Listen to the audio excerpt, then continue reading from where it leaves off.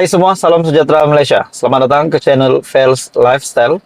Terima kasih kerana memilih channel ini untuk mendapatkan topik baru politik di Malaysia yang panas hari ini.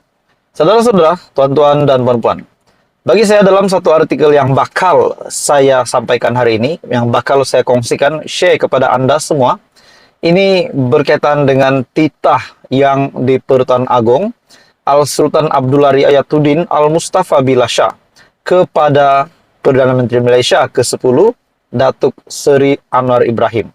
Bagi saya, ini satu kejutan besar kepada ramai pemimpin-pemimpin di luar sana yang mungkin tidak menyukai kepimpinan Datuk Seri Anwar Ibrahim. Namun pada akhirnya, yang di Pertuan Agong, dalam satu artikel dari biharian.com, satu artikel tajuk berita yang pasti menggemparkan. Agong tunai haji, pesan Anwar jaga negara. Wow. Bagi saya sebagai rakyat Malaysia, saya amat terharu dengan artikel ini yang mengesahkan bahawa Datuk Seri Anwar Ibrahim menerima pesan dari yang di Pertuan Agong untuk menjaga negara. Dalam artikel ini, yang di Pertuan Agong, Al-Sultan Abdullah Riayatuddin Al-Mustafa Billah Shah berpesan kepada Perdana Menteri supaya menjaga negara sebelum berangkat menunaikan haji. Turut berangkat ke Tanah Suci, Raja Permaisuri Agong, Tunku Aziza Aminah Maimunah Iskandaria, Seri Paduka Berdua dijadual berada di Tanah Suci dari 21 Jun hingga 2 Julai. Turut mengiringi pemangku Raja Pahang, Tengku Hasanal Ibrahim Alam Shah Al-Sultan Abdullah Riayatuddin Al-Mustafa Billah Shah. Majlis keberangkatan Seri Paduka Berdua yang diadakan di Istana Negara dihadiri yang di Pertuan Negeri Melaka, Tun Muhammad Ali Rustam, Perdana Menteri Datuk Seri Anwar Ibrahim dan isteri Datuk Seri Dr. Wan Aziza Wan Ismail. Jadi menurut saya saudara-saudara, secara pribadi, pendapat saya secara pribadi saja sebagai rakyat Malaysia, bagi saya ini satu lagi kemenangan Datuk Seri Anwar Ibrahim sebagai Perdana Menteri Malaysia. Dan walaupun dalam kenyataan yang simpel ini, dalam artikel yang simpel kita baca bahawa Agong tunai janji, pesan Anwar jaga negara, bagi saya itu satu artikel yang pasti menarik dan pasti mengharukan ramai rakyat Malaysia. Pada majlis itu, Mufti Wilayah Persekutuan Datuk Prof. Madya Dr. Lukman Abdullah memimpin bacaan doa.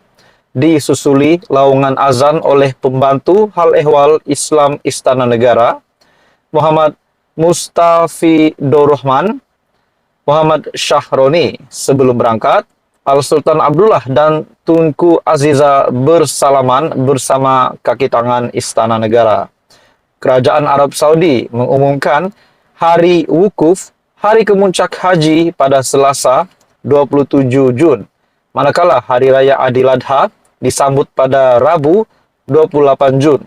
Umat Islam di Malaysia pula akan menyambut Adil Adha pada 29 Jun. Bagi saya saudara-saudara, titah Sultan, maafkan saya, titah yang di Pertuan Agong ini kepada Datuk Seri Anwar Ibrahim adalah satu tanggung jawab yang kita dapat lihat yang diberikan kepada Datuk Seri Anwar Ibrahim sepanjang ketiadaan yang di Pertuan Agong di negara Malaysia. Pada akhirnya, titah ini ataupun pesanan ini kepada Datuk Seri Anwar Ibrahim bagi saya pasti mengejutkan ramai, terutamanya kepada pemimpin-pemimpin politik di luar sana. Jadi saudara-saudara, tuan-tuan dan puan, apa komen Anda? Teruskan bersama di dalam channel ini untuk info yang seterusnya. Jangan lupa tekan butang like, share, dan subscribe. Halo semua, salam sejahtera Malaysia. Selamat datang ke channel Fels Lifestyle. Info padu, info hangat disediakan di dalam channel ini. Tuan-tuan dan puan semua, saudara-saudara yang saya amat hormati semua, satu topik panas hari ini, dan ini berkaitan dengan kepimpinan tertinggi Perikatan Nasional dan kepimpinan tertinggi Bersatu. Di mana dalam sebuah artikel yang mengesahkan dalam artikel ini, di mana ada sebuah kenyataan media ataupun laporan media yang berniat jahat untuk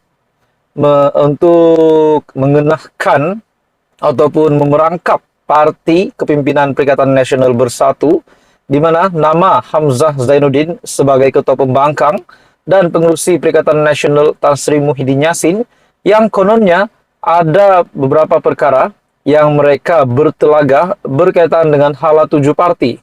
Nah, akhirnya saudara-saudara, dalam artikel ini pendedahan cerita yang mengejutkan, di mana dalam satu artikel dari biharian.com, spekulasi perselisihan Muhyiddin Hamzah adalah laporan berniat jahat menjelang pilihan raya negeri. Dan kenyataan ini dinyatakan oleh Faisal Azumu ataupun Peja. Dalam artikel ini, tiada sebarang krisis dalaman di antara pemimpin Bersatu, terutamanya presidennya Tan Sri Muhyiddin Yassin dan Setiausaha Agung Parti Datuk Seri Hamzah Zainuddin, seperti digembar-gemburkan beberapa laporan media.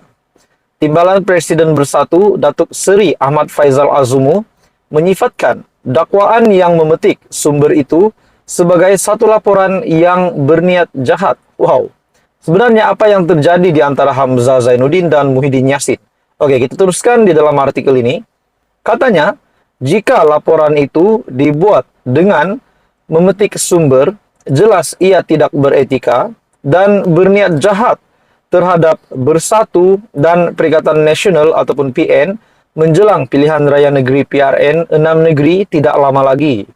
Laporan itu berniat jahat, buat berita dan hanya memetik sumber. FMT melaporkan timbul spekulasi mendakwa Muhyiddin dan Hamzah bertelaga mengenai hala 7 parti itu.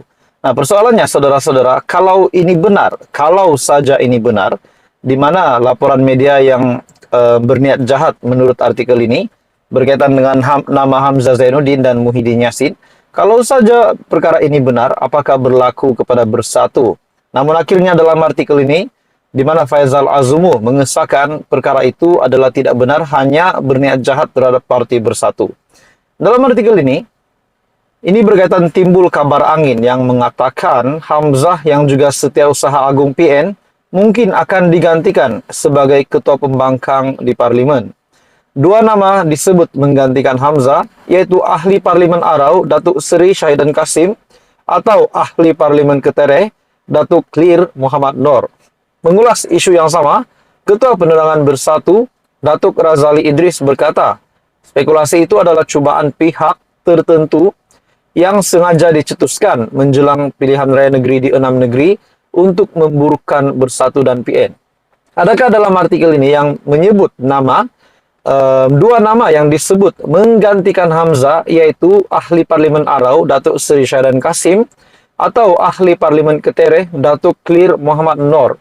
Adakah dua nama ini bakal menggantikan jawatan Hamzah Zainuddin di dalam Perikatan Nasional ataupun di dalam sebagai ketua pembangkang? Nah, itu menjadi persoalannya. Tapi pada akhirnya Faisal Azumu ataupun Peja membuat pengakuan bahwa spekulasi perselisihan Muhyiddin Hamzah adalah laporan berniat jahat menjelang pilihan raya negeri. Jadi apa komen Anda saudara-saudara? Tuan-tuan dan puan, teruskan bersama di dalam channel ini untuk info yang seterusnya. Jangan lupa tekan butang like, share, dan subscribe.